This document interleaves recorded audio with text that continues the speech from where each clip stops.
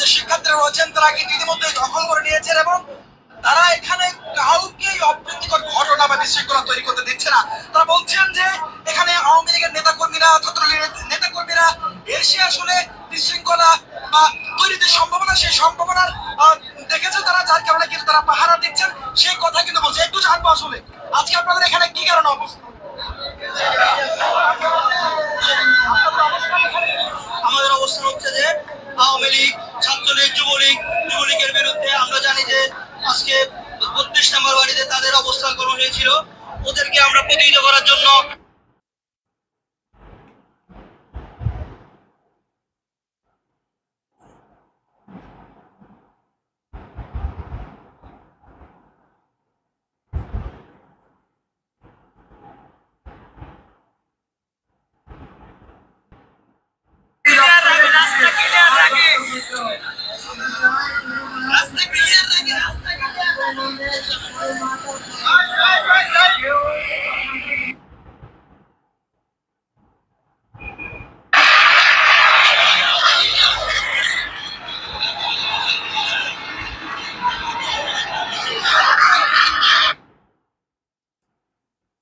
আসসালামু আলাইকুম দর্শক, কয়েকটা ভিডিও দেখালাম।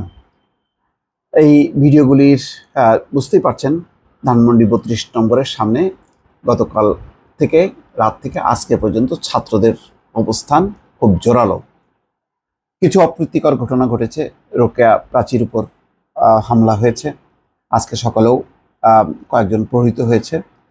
তারা শ্রদ্ধা নিবেদনের জন্য এসেছিল। আজকে 15 বছরের মাথায় এসে যখন রাজনৈতিক প্রেক্ষাপট পাল্টে গেল, তখন আজকের এই হচ্ছে পরিস্থিতি।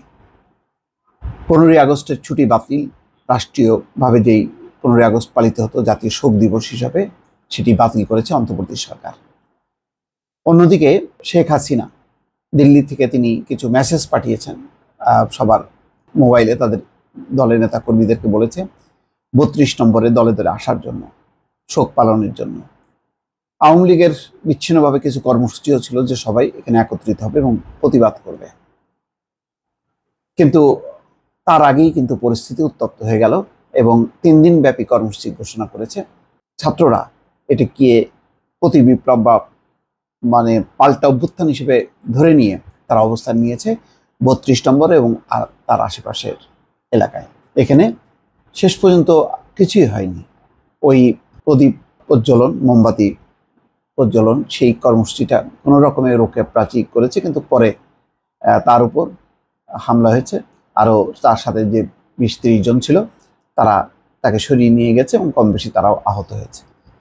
আমি বলতে চাচ্ছি যে আসলে এই যে এই পরিস্থিতির কাকে দায়ী করবে?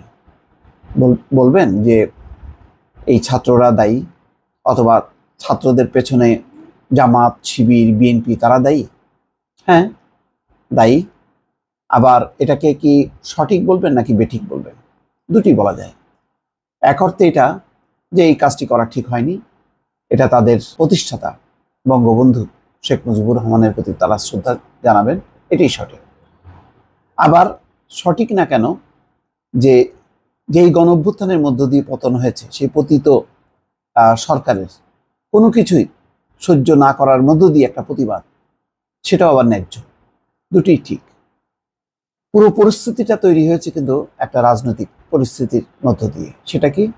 সেটা হলো স্বাভাবিকভাবে ক্ষমতা পরিবর্তনের কোনো উপায় ছিল না। এটা সবাই জানেন, আওয়ামী লীগের নেতারাও জানেন।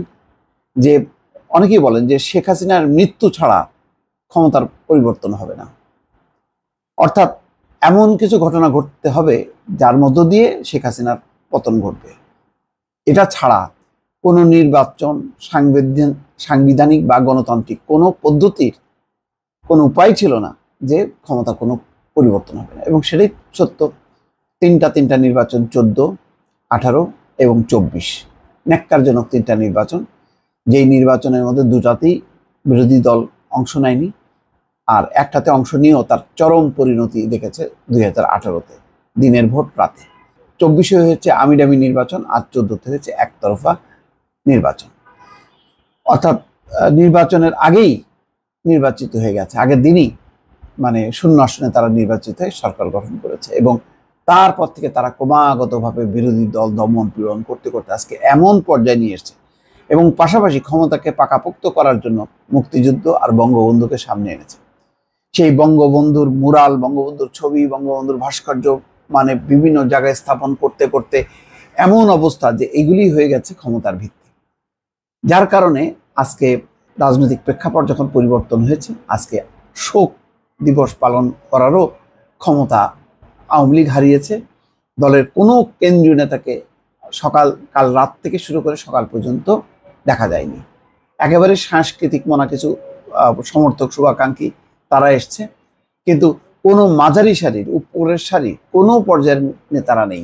এমনই আজকে পরিস্থিতি, এমনই বঙ্গবন্ধুর প্রতি তাদের কমিটমেন্ট যে এই পরিস্থিতি মোকাবেলা করে তারা যে সামনে দাঁড়াবে বঙ্গবন্ধুর প্রতি, যেই বঙ্গবন্ধুকে নিয়ে তারা সেই 15টা বছর ধরে তারা স্লোগান দিয়েছে যে এটা হচ্ছে বঙ্গবন্ধুর বাংলাদেশ, সেই বঙ্গবন্ধুর বাংলাদেশে বঙ্গবন্ধুর প্রতি শ্রদ্ধা নিবেদন করতে আসেনি। সেই কারণেই বিচ্ছিন্নভাবে যদি বলা যায় যে বঙ্গবন্ধুর প্রতি এই যে শোক তারা জানাবে, এটা তাদের অধিকার, গণতান্ত্রিক অধিকার, সাংবিধানিক অধিকার, এটা ঠিক হয়নি। ঠিক, এটা ঠিক, কিন্তু বোঝা দরকার যে এই যে ঠিক না, এটা পেছনের কারণটা কি? পেছনের কারণটা হলো এটাই যে 15 বছরের যে দুঃশাসন, মানুষের জীবন যে অতিষ্ঠ, এবং শেষ মুহূর্তে ক্ষমতা না ছাড়ার জন্য যে গণহত্যা, তার ফলাফল। এর থেকে তো বড় অপরাধ হতে পারে না। আপনি গণহত্যা করে তার পরপরই 15ই আগস্ট হবে, সেই 15ই আগস্ট আপনি উদযাপন করবেন। এই ছাত্র জনতা যারা ভিকটিম, কত শত মায়ের কোল খালি হলো, কত বোনের বোন ভাই হারালো, ভাই বোনকে হারালো, হ্যাঁ, বাবা মা শিশুকে হারালো, সন্তানকে হারালো। আজকে তাদের ক্ষোভ জ্বলছে। দেখেন রাস্তায় এক ডাক দিলেই ছাত্ররা কিন্তু হাজার হাজার ছাত্র জড়ো হয়ে যাচ্ছে। আজকে 32 নম্বরকে ঘিরে কোথায় সেই শোক, কোথায় সেই আওয়ামী লীগের 15 বছরের ক্ষমতার দাপট, যেই দাপট দিয়ে এদেরকে রুখবে না, একদম স্রোতের মতো ভেসে গেছে, হাওয়া হয়ে গেছে। ছাত্রলীগের যে দাপট, পুরো শিক্ষা প্রতিষ্ঠান জিম্মি করে রাখা, আজকে একটা ছাত্রলীগের মিছিল নেই, একটা যুবলীগের সেই অহংকার দম্ভ করা, সেই পরশের বক্তব্য কোথায়, ফজলে নূর তাপসের বক্তব্য কোথায়, কোথায় তারা, কোথায় সেই ইসমাইল হোসেন সম্রাট, তাদের গর্জন কোথায়? কোথাও গর্জন নেই।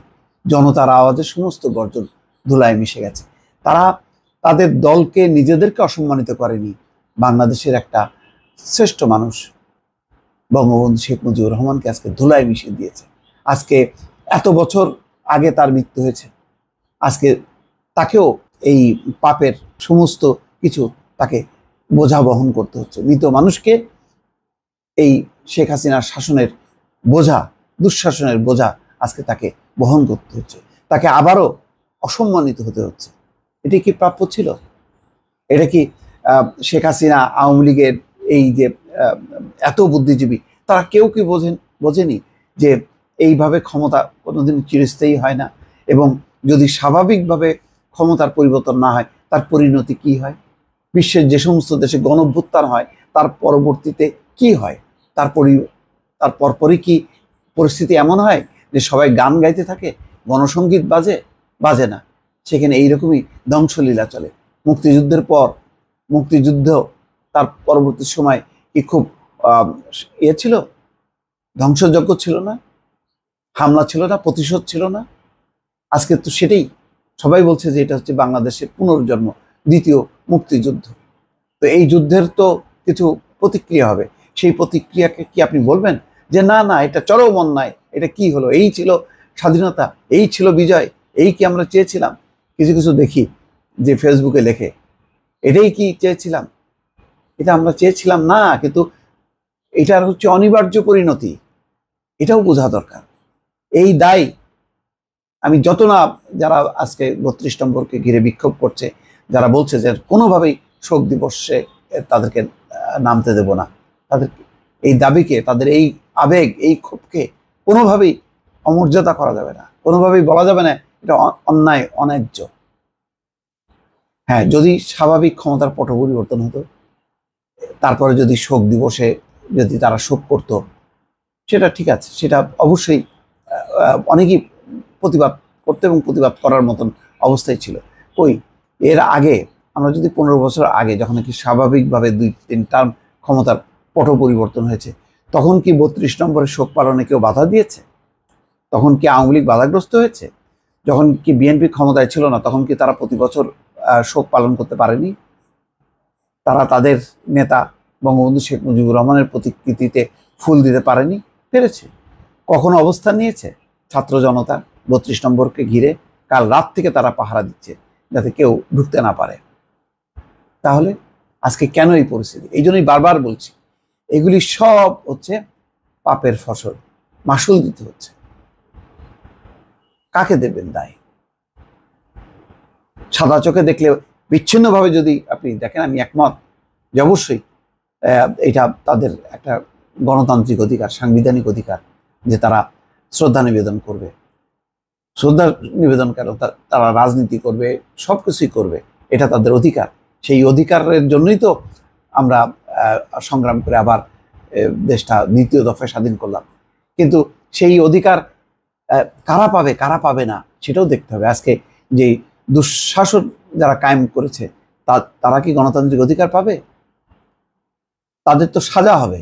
আজকে এক এক করে সাজা হচ্ছে, দেখছেন না? সব পালিয়ে আছে। আজকে শোক দিবসে নেই, তারা হচ্ছে পালিয়ে আছে, পালিয়ে আত্মরক্ষা করছে। তাদের এতই নীতি আদর্শ, আজকে আত্মরক্ষা করছে, তারপর এক এক করে ধরা পড়ছে বিভিন্ন জায়গা থেকে। ইঁদুরের গর্তে তারা লুকিয়ে আছে, সেই গর্ত থেকে টেনে টেনে তাদেরকে এখন বের করা হচ্ছে। তো তাদের কি অধিকার থাকবে? চোর ডাকাতদের কি অধিকার থাকে যে তুমি ডাকাতি করো, তুমি চুরি করো? না, থাকে না। আজকে এই দুঃশাসনের যারা এই নেতৃত্ব দিয়েছে, যারা জড়িত থেকেছে, মানুষের উপর অন্যায় অত্যাচার জুলুম করেছে, মানুষ হত্যা করেছে, তাদের কিসের অধিকার? তাদের অধিকার একটাই, যে তারা হচ্ছে বিচারের সম্মুখীন হবে। আজকে সেটাই ক্ষোভের বহিঃপ্রকাশ। আমি আবারও বলছি যে বঙ্গবন্ধু শেখ মুজিবুর রহমানের প্রতি শ্রদ্ধা নিবেদন করা এটা অবশ্যই সহজাত, এটা হয় উচিত, এটা ছিল। কিন্তু আওয়ামী লীগের দুঃশাসনের কারণে তারাই আজকে পুরো পরিস্থিতিটা শেষ করে দিয়েছে, নস্যাৎ করেছে। আরও ফলাফল আছে সামনে, হয়তো আমরা সেটা দেখব। কেননা এটা মানে 1-2 বছরের না, 15 বছরের দুঃশাসন। সেই দুঃশাসনের আজকে জবাব দিচ্ছে মানুষ। দর্শক, ভালো থাকবেন। আল্লাহ হাফেজ।